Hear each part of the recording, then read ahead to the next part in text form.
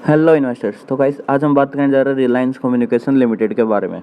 तो guys share के बारे में बात करने से पहले मैं आपको बता देना चाहता हूं कि मैंने टेलीग्राम चैनल चालू किया है जहां पे मैं intraday short term long term calls देता हूं। अगर आप इंटरेस्टेड है तो आप वहां पे जाके विजिट कर सकते हैं, उसकी लिंक डिस्क्रिप्शन में मैंने दे रखी है।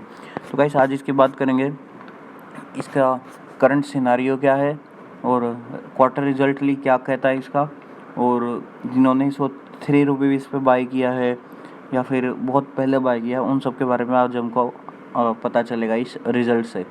तो गाइस इसके दो रिज़ल्ट आए, स्टैंड अलोन और कंसोलिडेट। जो मैं हर एक वीडियो में आपको बताता हूँ रिज़ल्ट की कि कंसोलिडेट डिफरेंट है और स्टैंड अलोन डिफरेंट है। स्टैंड अलोन जो कंपनी खुद से करती है सब काम, उसका रिज़ल्ट होता है। कंसोलिडेट होता है जिसमें भी अगर पार्टनरशिप में किया होता है या फिर किसी को इंटरेस्ट व्यू पे किया जाता है या फिर किसी को अपना काम सौंपा जाता है और उससे इंटरेस्ट कमाया जाता है, उसको पैसे दिए जाते हैं, उन सब में होता है। तो मेन होता है हमारे स्टैंड अलोन, तो उसी की बात करेंगे। तो गाइस ज़्यादा खींचूंगा नहीं वीडियो को, सिर्फ शॉर्ट में जो भी होगा सब बता दूंगा। इसका इनकम जो है वो इनकम ही डिक्रीज़ हो चुका, आप देख सकते हैं। पिछले दिसंबर क्वार्टर के अंदर 201 था। ऑडिटेड के अंदर आप देखिए, एक साल का अगर आपको देखना है तो लेकिन अपने क्वार्टरली चेक कर लेते हैं। तो पिछले दिसंबर में इसका 201 करोड़ था, अभी इसकी इनकम घट के 156 करोड़ हो गई है, जो कि लॉस सिंपल। एक्सपेंसेस 327 करोड़ से 1410 करोड़ डायरेक्ट हाई हो गए हैं। कितना आप देख सकते हैं, कम से कम 300% इसके एक्सपेंसेस बढ़ चुके हैं। अब कंपनी पहले ही इतना डेप्ट में है और ऊपर से इतना सब इसका एक्सपेंसेस बढ़ चुके हैं, वो बिल्कुल गलत चीज़ है। अगर एक्सपेंसेस इसके हाई हो जाते हैं मतलब कंपनी के लिए बहुत एक गलत चीज़ है वो, और रिजल्ट इसका नेगेटिव ही है। अभी इसकी दूसरी बात कर लेते हैं प्रॉफिट एंड लॉस के बारे में। प्रॉफिट एंड लॉस आप देख सकते हैं, पिछले जो महीने में, पिछले क्वार्टर में इसका 12,769 करोड़ रुपए इसका लॉस था, लेकिन वो एक्सेप्शनल आइटम्स की वजह से था। 12,643 जो थे वो एक्स्ट्रा लगे थे, उसकी वजह से इसको इतना लॉस हुआ था। लेकिन लॉस अभी भी है, आप देख सकते हैं 1,254 करोड़ रुपए का इसका लॉस है, 1254 का। लॉस तो लॉस ही होता है, कंपनी को कोई प्रॉफिट नहीं हुआ है, और टैक्स भरने के बाद भी सेम ही है कंपनी का लॉस। और फिर बाद में हम इसका डिसकंटिन्यू ऑपरेशंस के बारे में बात कर रहे थे, उसके अंदर भी इसका 1275 करोड़ ही है। कंपनी को गाइस ओवरऑल लॉस ही हुआ है। अर्निंग पर शेयर भी इसका जो कंटिन्यूस ऑपरेशन चल रहा है उसका 4.57 है, पिछले में जो कि 0.46 था, दोनों निगेटिव में है ये। और डिसकंटिन्यू ऑपरेशन के अंदर 0.34 और लास्ट टाइम 0.40, वो भी बिल्कुल ख़राब रिजल्ट आया है, दोनों नेगेटिव में ही है अभी भी। तो गाइस शेयर ओवरऑल लॉस के अंदर ही दिख रहा है। बाकी इसके एसेट्स के बारे में बात कर लेते हैं। ओवरऑल एसेट्स आपको दिखा देता हूँ। पिछली बार इसके थे 25,406 करोड़ रुपए के एसेट्स थे, जो कि घट के डायरेक्ट 10,004 करोड़ रुपए के हो गए। बिल्कुल ख़राब न्यूज़ है। जो कि करंट एसेट्स जो इसके हैं वो आप देख लीजिए, 62 करोड़ के आसपास के थे और इस बार 45 करोड़ के हो गए हैं। और इसके एसेट्स के बारे में बात कर लूँ, ये इसलिए कम हुए क्योंकि इसके एसेट्स बहुत ज़्यादा सेल के अंदर है, जैसे टावर के, फाइबर के, क्योंकि इनसे इन्होंने कहा था कि हम कर्जा चुकाने चाहते हैं, तो सिंपल बात है वो इसीलिए कम हो गए हैं। इक्विटी इक्विटी इसकी थी, जो इक्विटीज़ एंड लाइबिलिटीज़ के बारे में बात कर लेते हैं। इक्विटी इसकी पिछले बार 12,386 करोड़ की थी, तो इस बार -32,946 करोड़ हो गई है, बिल्कुल ख़राब।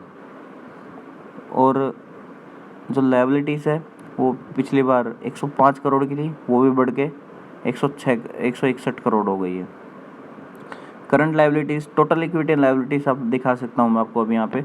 पिछली बार इसकी थी 62,82 करोड़ की, इस बार लाइबिलिटीज़ इसकी घट के 45,217 करोड़ की हो गई है।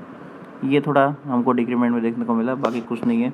और कैश फ्लो जो है इसका वो भी आप देख सकते हैं, पिछली बार पॉजिटिव में था, 6,405 करोड़ का था, इस बार -45,333 करोड़ का हो गया है। तो गाइस ओवरऑल रिज़ल्ट बहुत बेकार है, जो कि पता ही था। मैं अपनी हर एक वीडियो में इसीलिए कहता था कि मुझे अंबानी पे भरोसा नहीं है, अनिल अंबानी पे। और क्यों नहीं है मैंने उसकी वीडियो भी आपको पिछली बार दिखा दी थी और वो इसने प्रूफ भी कर दिया है। तो जो इसकी डिसकंटिन्यू एक्टिविटीज़ है उसके ऊपर से मैं आपको इसकी इनकम दिखा देता हूँ। पिछली बार इसकी थी 3 करोड़ रुपए की, इस बार -7 करोड़ रुपए है। टोटल एक्सपेंसेस 86 करोड़ हो गए। माइनस में इनकम आने के बाद भी एक्सपेंसेस इतने हाई है, वो भी बहुत गलत बात है। लॉस 93 करोड़ का है, पिछली बार 109 करोड़ का था और बिफोर टैक्स का है वो। आफ्टर टैक्स का 12,075 करोड़ है, पिछली बार 1,160 करोड़ निगेटिव लॉस में है सब कुछ। कैश फ्लो जो इसका था ऑपरेटिंग एक्टिविटीज़ से, पिछली बार इसका 200 करोड़ का था पॉजिटिव और अभी इसका -24 हो गया है। इन्वेस्टिंग एक्टिविटीज़ से 147 करोड़ था, अब इसका 2 करोड़ हो गया है। फाइनेंशियल एक्टिविटी से 327 करोड़ था, ये थोड़ा सुधर के 12 करोड़ हो गया माइनस में। तो ऐसे ओवरऑल कंपनी बहुत बेकार टाइम पे चल रही है उसके।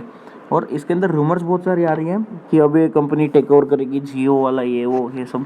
तो गाइस कंपनी टेक ओवर करेगी, इसको ऐसे ही लॉस भी बहुत सारे हैं और इसको रीपेमेंट भी बहुत सबकी करनी है। तो आप लोग हर एक चीज़ को कंसीडर करिए। अगर हम रिज़ल्ट के हिसाब से देखेंगे तो कंपनी ओवरऑल डूब चुकी है और भले इसे अंबानी जी उठाना चाहे लेकिन इतना अच्छी तरह तो ये भी नहीं उठ पाएगी। मैं तो अभी आपको मेरी तरफ से अगर जो प्रेजेंट न्यूज़ है उनके बारे में कहूँगा, अगर अफवाह से दूर रख के कहूँ तो इसके अंदर जब भी अपर सर्किट निकले आप लोगों को निकल जाने की सलाह दूंगा। इसके अंदर रहने की कोई ज़रूरत भी नहीं है आप लोगों को, क्योंकि कंपनी का बेस ख़राब हो चुका है, पहले भी ख़राब ही था।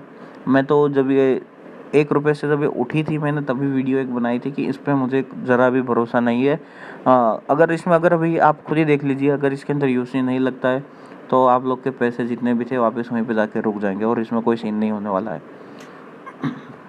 तो गाइज होपफुली अगर कोई बीच में न्यूज़ आती है, कोई टेक ओवर करता है इसे, जियो वाला सीन हो जाता है कुछ, या फिर कोई और न्यूज़ इसके अंदर आ जाती है तो इसके अंदर यूसी लग जाएगा। लेकिन पॉसिबली आप लोग को तब उस टाइम पे निकल जाने की सलाह दूंगा मैं, क्योंकि इस कंपनी में फंसने का कोई ज़रूरत नहीं है। अगर इतनी अच्छी कंपनी होती तो 3 रुपये पे ट्रेड बिल्कुल भी नहीं कर रही होती, ये भी आपको माइंड में रखना चाहिए।